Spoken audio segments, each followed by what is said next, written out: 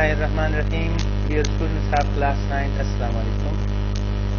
Today we are going to discuss the solved question papers, means old question papers. Students Federal Board of Intermediate and Secondary Education Islamabad के पुराने question papers को आज मैं solve करूँगा। ये जो मैंने चूज़ किया है ये 2016 का पेपर है और इसका पहला क्वेश्चन है कि find the molar mass of indigo, that is called C16 H10 N2 and O2. ये indigo का फार्मूला है। And the other one is endoxyl, इसका फार्मूला है C8H7ON. The atomic masses of carbon are 12, hydrogen is 1, oxygen is 16, and that of nitrogen is 14. So let's solve this one. Indigo. The formula of indigo is C16H10N2O2. It means that there are 16 carbons. यहाँ पर आप लिखेंगे 16 carbon plus 10 hydrogen plus 2 nitrogen plus 2 oxygen. Students, अब carbon का atomic mass चूंकि 12 है तो आपने 16 के साथ मल्टीप्लाई करना है। हाइड्रोजन का एटॉमिक मास गिवन 1 है, so it is multiplied with 10. 14, that is the atomic mass of nitrogen, this is multiplied with 2, and 16 is the atomic mass of oxygen, so it is multiplied with 2. The answers are 16 multiplied by 12 is equal to 192, 10 multiplied by 1 is equal to 10, 2 multiplied by 14 is equal to 28, and 2 multiplied by 16 is equal to 32, and the total sum of these is equal to 262. So the molar mass of indigo is 262 grams per mole, means 1 mole of the indigo contains 262 grams of indigo. This is a dye that is used to dye the cloth. Next one is endoxyl. The formula of endoxyl is C8H7ON. So we will have to write 8 carbons, 7 hydrogens, 1 oxygen and 1 nitrogen.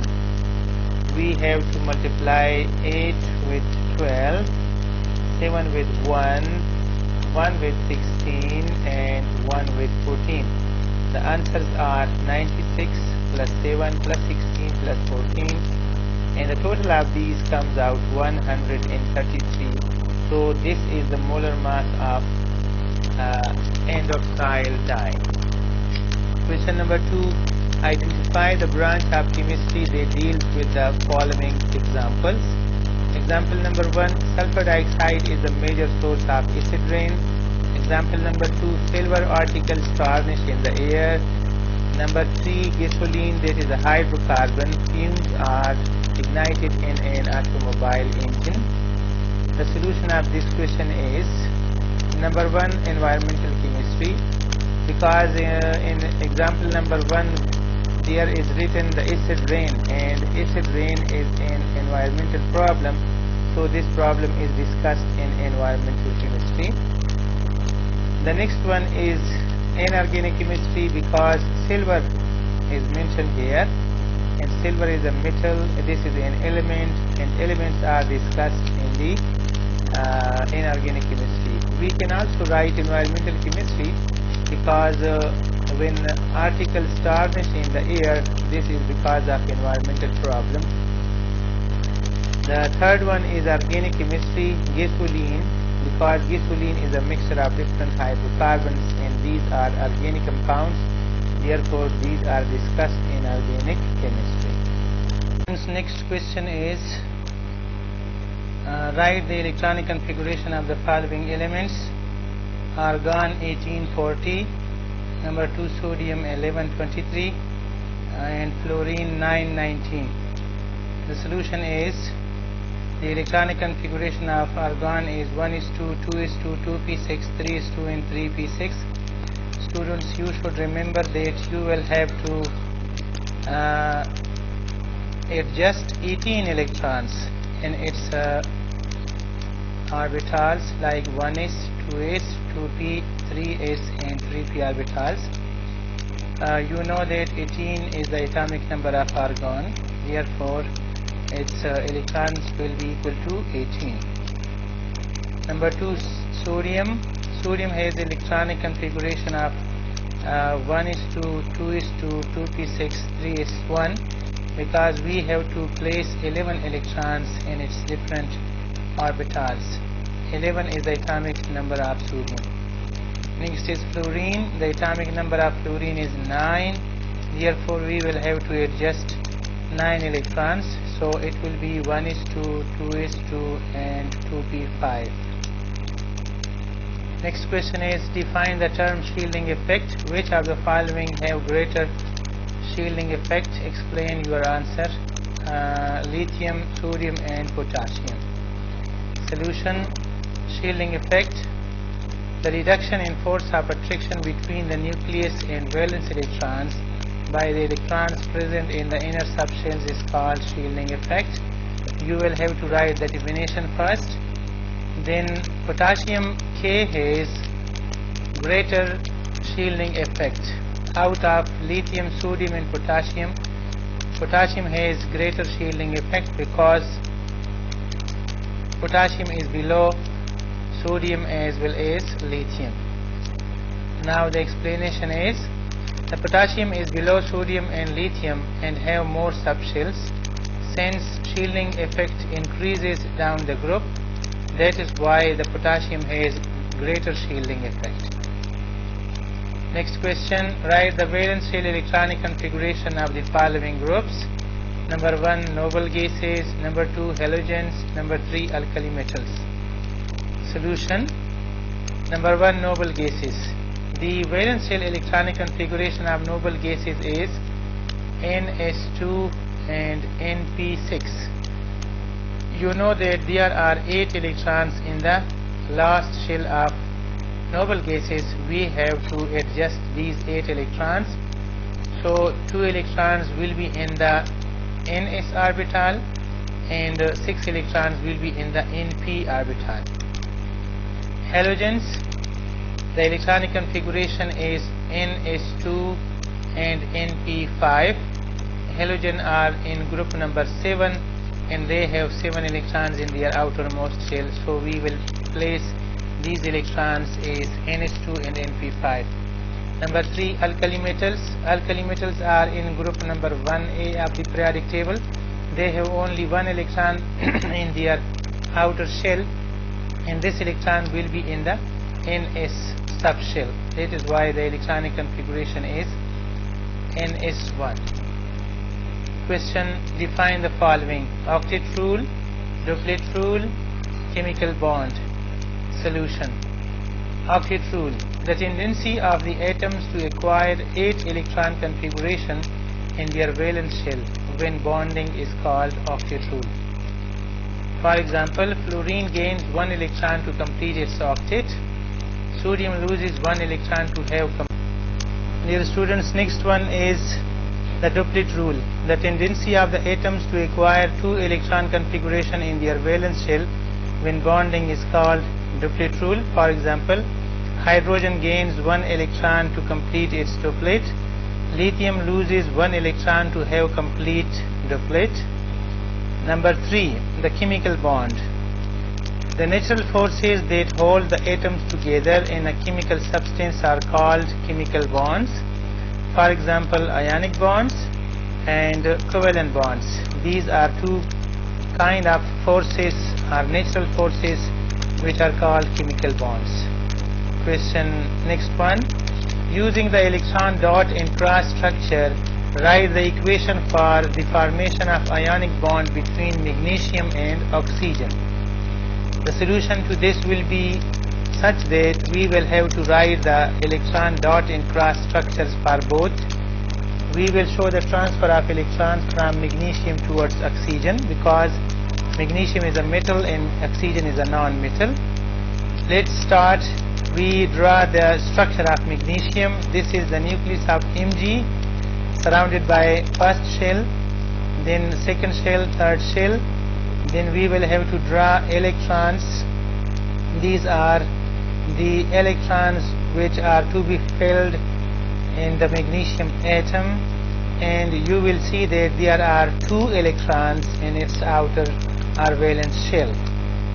Next we will draw oxygen. This is the nucleus of oxygen surrounded by first orbital, then the second orbit, and these are the crosses. These show the electrons which are present in the shells of oxygen atom. So these are 8 electrons which are present in the atom of the oxygen. You can see that there are 6 electrons in its valence shell. It will have to complete its octet. So you will see that 1 electron from the outer shell of the magnesium will be shifted towards the oxygen, then another electron will be shifted towards the oxygen, and now the structure of magnesium will be written like this.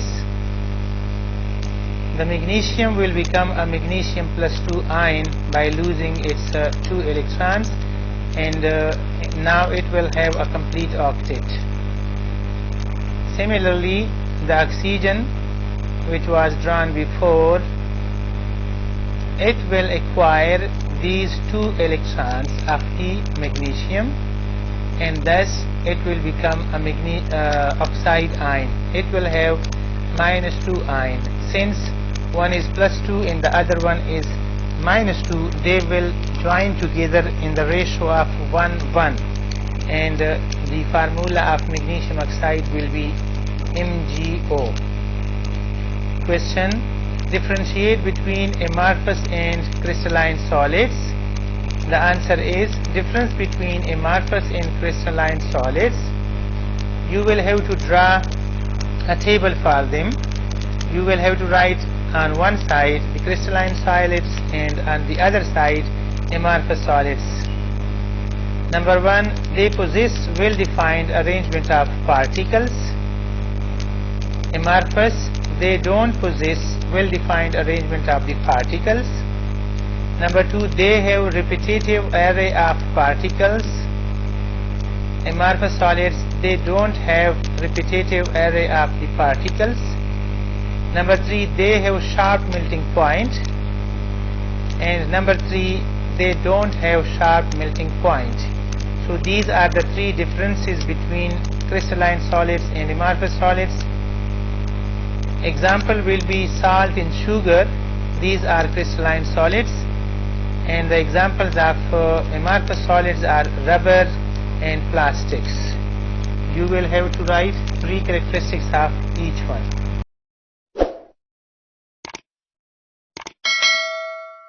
Rubber and plastics. Question: a balloon filled with helium has volume of 1.25 into 10 raised to the power 3 decimeter cubes at 25 degrees C. When temperature drops to 15 degrees C, its volume becomes 1.208 into 10 raised to the power 3 decimeter cubes at constant pressure.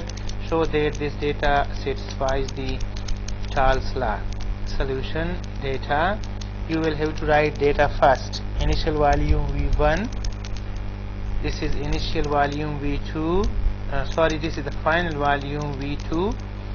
Initial temperature T1 is 25 degrees C, and you will have to add 273 and 25, so it will become 298 kelvins. Remember that you will have to use the Kelvin temperature in Charles law calculations.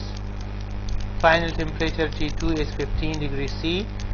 You will have to add 15 degrees C with 273, and the final answer will be 288 kelvins.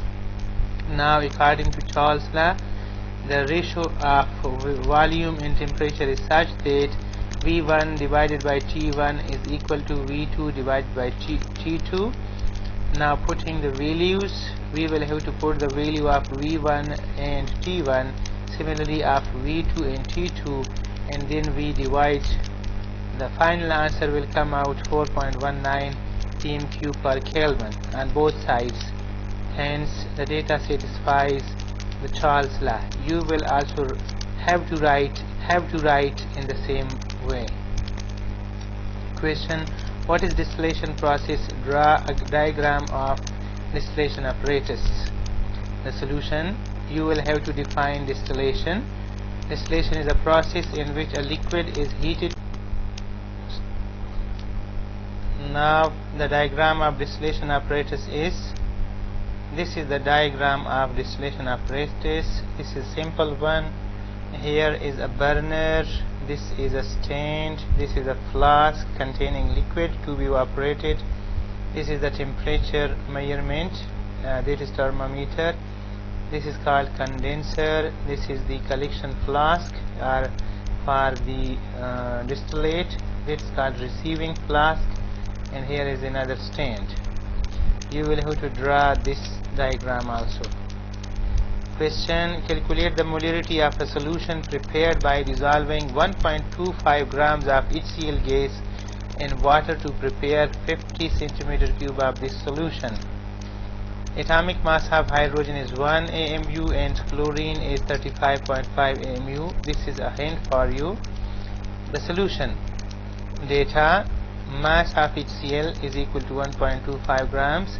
Molar mass of HCl is equal to 1 plus 35.5, that is 36.5 grams per mole. Now moles of HCl will be equal to mass of HCl divided by molar mass. If we divide its mass 1.25 by 36.5, that is its molar mass, the answer comes out 0.0342 moles. So these are the moles of HCl.